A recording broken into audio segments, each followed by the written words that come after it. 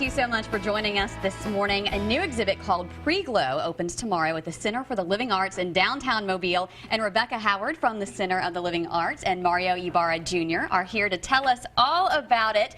And your work, Mario, is featured in the main gallery at the center, right? Yeah, it's 10 billboards that we launched in mid-January here on the 10 freeway, Interstate Freeway. It's part of a larger project called Manifest Destiny, where an organization called Land out in LA decided to have artists make billboards all across the country going across Interstate 10.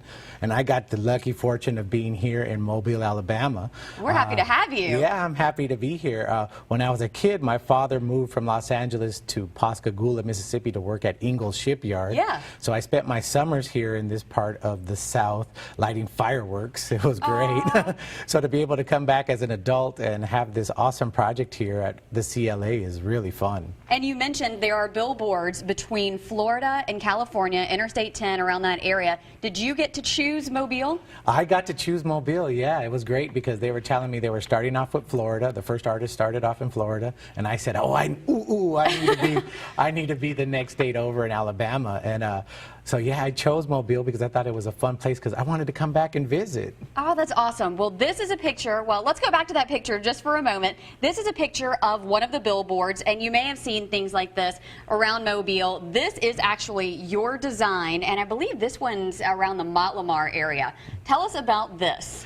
Well, my whole project is called Barrio Aesthetics, which in Spanish, barrio means neighborhood. And all the photographs are taken of Mexican-American neighborhoods back in Southern California and the kinds of things that you would see kind of iconic moments on the street. So old kind of vintage cars like this are things that most people want to have in kind of those types of neighborhoods and aspire to have a really nice and beautiful one. But they all kind of start off like the image you see here, that primered and kind of ready to go. But I like that because there shows a kind of potentiality in relationship to like what color we would want it to be. So when an audience member comes and sees a billboard like this up in the museum, they could kind of choose and put in.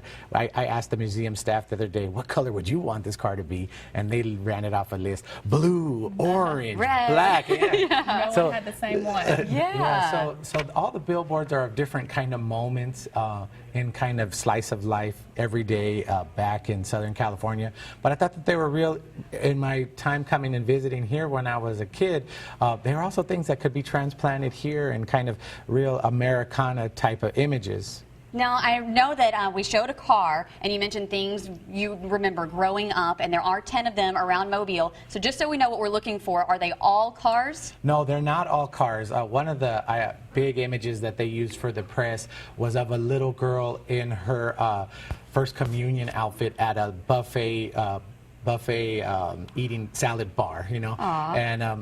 And I remember I was back home and I was sitting in line, sitting at the chairs waiting to get our seat with my wife, and I looked up and there was this little girl by herself in her white little dress, and she had her first heels on and her foot was kind of cocked, really uncomfortable, and I took a shot and I was thinking, oh, what a great image. This little girl's making her first choices at the salad bar, you know. Yeah. But then it also reminded me of growing up coming here and eating at places like Quincy's and Shoney's. Yep, I remember those places. I think we all do growing up here. And waiting in line for my omelet with my cousins. Yeah. And so I just thought that, oh, that just really seems that it's funny to kind of have those kind of flashback moments of places that you can relate to and have an empathetic moment with. And that most of us are able to relate to as well. Exactly. Now, some of your work is also, we have one more picture, and this is inside the Center of the Living Arts, and this is gorgeous. Yeah. Oh my gosh. So this is something that you see when you basically walk in. Yes, yes. So it's a 40, you don't think how big these billboards are when you see them on the highway, because, you know, you're passing them, it's only a few seconds and they're instant read as a picture. But in the gallery, they're slowed down and you get to see these huge images. They're kind of like go big or go home moments because, and this image is of a mural restoration that happened in my neighborhood back home, and this mural was painted in the 1970s, and and I'm going to just tell you kind of how art can be transformative in a place. And one of the guy that led the artist that led the restoration mural team was an artist that grew up on the block, the same block as the mural. And when we were kids growing up, we kind of made a pact that we would go on to school and then come back and serve our community somehow through the arts. So now he's the high school art teacher, and I'm getting to be an artist, and I teach at UCLA when I'm back home, and we're bringing kids in from the neighborhood, from his class into my classroom at UCLA. Yeah. And he led this mural restoration project last summer, and it was kind of his dream over all our kind of teenage years to fix that mural, and he got to do it. So I got to take this photograph of him and his team fixing that mural, and then show it here, and it's as almost life size. I think just a little bit smaller than life size in the gallery in relationship to the real mural back at home. What a story. Now, all of this art is going to be featured again starting tomorrow at Pre-Glo, and Rebecca, there's also going to be, there are going to be photographs, there are going to be some videos. Yes, our videos are curated by Tom Leeser, so we've collected an incredible group of artists, from Mario to Tom to Xavier. He's the one who's working on our pop boat. We kept that piece from our last exhibit, Futures Project, and we are reopening tomorrow night at Art Walk, so please come down.